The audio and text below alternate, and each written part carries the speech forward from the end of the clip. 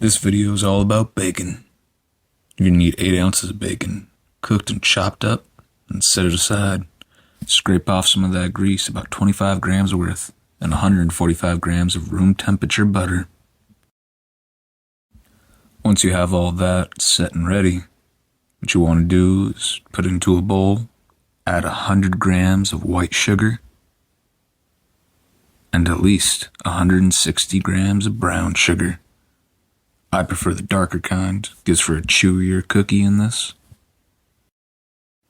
Obviously try to avoid any type of spills. Don't want to have to clean up too much of a mess after.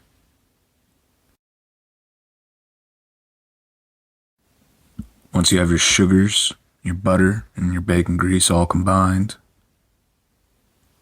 get it a nice, creamy texture by just creaming it, pressing the spoon against all the sugar, getting it all incorporated.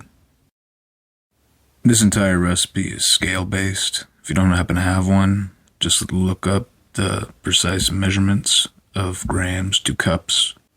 Now you're going to need at least 300 grams of all-purpose flour. You could use a wheat flour or even a rye if you wanted, but I say white will be the best way here. Now right after that, add at least 10 grams of baking soda. Because what cookie recipe do you know that doesn't involve baking soda? Now for a nice, chewy cookie, of course, 20 grams of cornstarch. It might seem a little tad excessive, but just trust the process. Now make sure you had at least 2 eggs sitting out to get them nice and room temperature, because you're going to add 1 whole egg and then 1 egg yolk.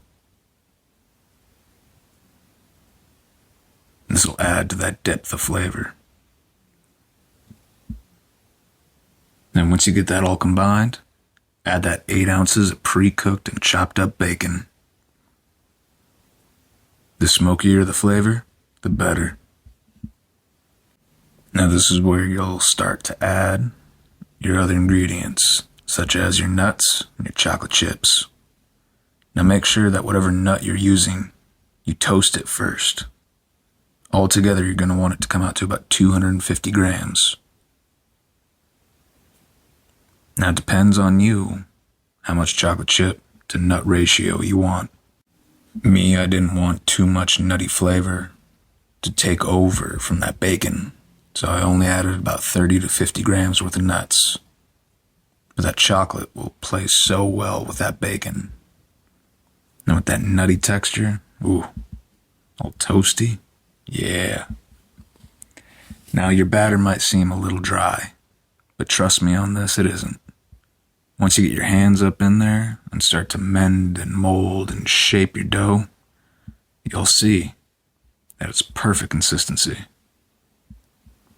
Now, for each ball, weigh it out to about 50 to 70 grams. And for any extra, just roll up, put in a container, store in the fridge. You want to bake these bad boys at 350 for 12 to 15 minutes. Then let them cool by completely removing them off the pan as soon as you get them out of the oven.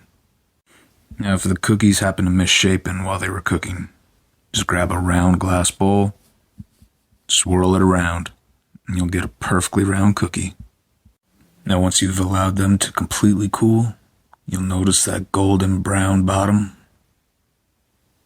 Now when you tear them apart, it's nothing but ooey gooey deliciousness. It's bona fide. Subscribe, follow for more.